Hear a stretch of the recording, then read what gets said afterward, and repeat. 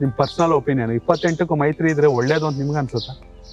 100ಕ್ಕೆ 100 ನಂದು ಇದೇನಿಲ್ಲ, ಮೈತ್ರಿನೇ ಇರ್ಬೇಕು, ಇದ್ರೇನೆ ಒಳ್ಳೇದು. ಇದ್ರೆ ಯಾಕೆಂದ್ರೆ ಈಗ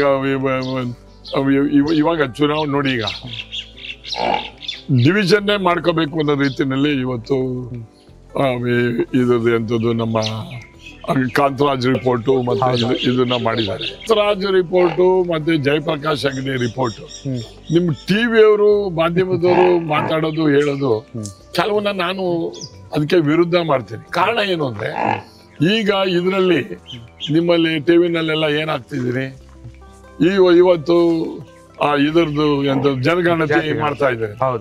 ಇದು ಜನಗಣತಿ ಅಲ್ಲ, ಇಟ್ ಇಸ್ ನಾಟ್ ಎ ಜನಗಣತಿ. ಇದರಲ್ಲಿ ಸೋಷಿಯಲಿ, ಎಕನಾಮಿಕಲಿ ಮತ್ತು ಶೈಕ್ಷಣಿಕವಾಗಿ ಯಾರು ಹಿಂದಿದ್ದಾರೆ ಅಂತ ಹೇಳಿ ಎಲ್ಲಾ ವರ್ಗದಲ್ಲೂ ಗುರ್ತು ಮಾಡಬೇಕು ಅಂತ ಮಾಡಿರ್ತಕ್ಕಂಥ ಈ ಸಮಿತಿ ಅಷ್ಟೇ, census. It is not a caste, ಯಾರು ಎಷ್ಟು ಜಾತಿ ಇದ್ದಾರೆ ಏನು ಅಂತ ಹೇಳಿ ನೀವು ಮಾಡ್ಬೇಕು ಅಂತ ಏನು ಇದ್ರಲ್ಲಿ ಇಲ್ಲ. ಬಟ್ ಇಲ್ಲಿ ಟಿವಿನವರು ಜನಗಣತಿ ಹಿಂಗ್ ಮಾಡಿದ್ದಾರೆ ಅಂತ ಹೇಳಿ ಅದನ್ನ ಯಾಕೆ ಮಾಡಿದ್ದಾರೆ ಅಂದ್ರೆ ಡೈವರ್ಷನ್ ಆಫ್ ಪೀಪಲ್ ಮೈಂಡ್, ಬೇರೆ ಕಡೆಗೆ ಹೋಗ್ಬೇಕು ಅಂತ ಹೇಳಿ. ನನಗೆ ಗೊತ್ತಿರಂಗೆ ರಾಜ್ಯದಲ್ಲಿ ಅತಿ ಹೆಚ್ಚು ಜನಸಂಖ್ಯೆ ಇರ್ತಕ್ಕಂಥದ್ದು SC ST. ಅದನ್ನ ಬಿಟ್ಟು ಇವರು ಇನ್ನೊಂದು ಸಮುದಾಯನ ಓಲೈಕೆಗೆ ಹೆಸರು ಹೇಳ್ತಾರೆ. ಅದ್ರಲ್ಲಿ 97 ಜಾತಿ ಇದಾವೆ, ಅದ್ರಲ್ಲೂ ಅದನ್ನ ಹೇಳಲ್ಲ. ನಮ್ಮಲ್ಲಿ ಇವರಲ್ಲಿ ಇದ್ದಾರೆ ಅಂತ ಹೇಳ್ತಾರೆ. ಇವತ್ತು ಕೃಷ್ಣ ಬೈರೇಗೌಡರು ನಮ್ಮ ಮಂತ್ರಿ ರಾಜ್ಯದಲ್ಲಿ, ಅವರ ಸಮುದಾಯದವರು ಮರುಸೋಕ್ತಿಗರು ಅಂತೇಳಿ ಕೋಲಾರ, ದೊಡ್ಡಬಳ್ಳಾಪುರ, ಚಿಕ್ಕಬಳ್ಳಾಪುರ, ಬೆಂಗಳೂರು ಅಲ್ಲಿ ಸುತ್ತ ಅವ್ರ ಜನಸಂಖ್ಯೆ ಎಷ್ಟಿದ್ದಾರೆ ಅಂತ ತೋರಿಸಿದೆ, ಕೇವಲ 3,500 ಇದೆ ಅಂತ ತೋರಿಸ್ತಾರೆ. ಜಯಪ್ರಕಾಶ್ ಹೆಗಡೆ ಅವರಂತವ್ರ ಬಾಯಲ್ಲಿ ಇದನ್ನ ಬರ್ಸ್ತಕ್ಕಂಥದ್ದು ಮಾಡಿದಾರಲ್ಲ, ಇಟ್ ಇಸ್ ಸ್ಯಾಡ್, ದುರಾದೃಷ್ಟ. ಮಾಡಬಾರ್ದು. ಮತ್ತೆ ನಾಮದಾರಿಗೌಡರು ಬರೀ 20,000 ತೋರ್ಸೋರು, ಉಪ್ಪಾರ ಜನಾಂಗ ಬರೀ 7 ಲಕ್ಷ ತೋರ್ಸೋರು. ನನಗೆ ಗೊತ್ತಂಗೆ 25-30 ಲಕ್ಷ. ಆಮೇಲೆ ಈ ಜನಸಂಖ್ಯೆನ ತೋರ್ಸೋದಕ್ಕೆ ಈ ಸಮಿತಿನೇ ಅಲ್ಲ, ಇದು ಟೋಟಲಿ ಐ ಆಮ್ ಅಪೋಸಿಂಗ್.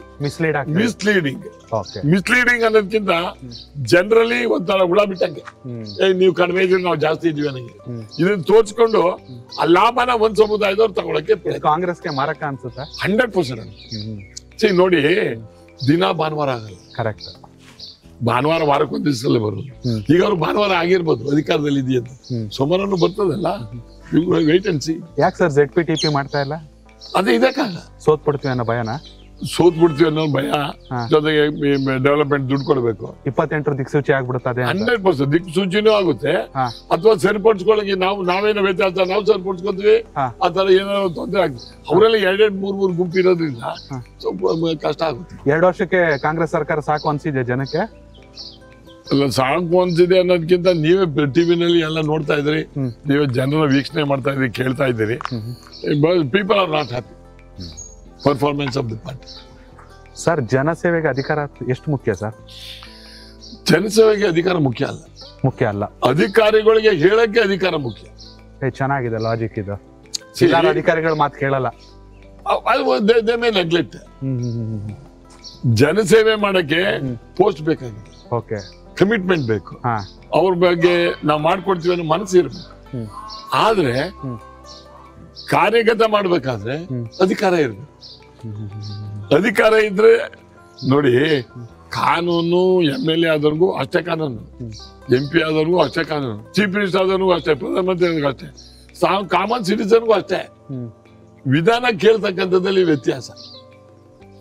ಮಾಮೂಲಿ ಬಂದು ಕೇಳಿದೆ, ನೀಗೆ ನಡಿಯಪ್ಪ ಅಂತ ಹೇಳ್ತಾರೆ. ಅದೇ MLA ಹೇಳಿದೆ ಸಾರ್ ಅಂತಾರೆ, ಅಷ್ಟೇ. ಕಾನೂನು ಎಲ್ಲ ಒಂದೇ, ಕೇಳೋ ವಿಧಾನ ಇಂಪಾರ್ಟೆಂಟ್. ನನಗೆ ಜನ ಬುದ್ಧಿವಂತರಾಗ್ಬೇಕು.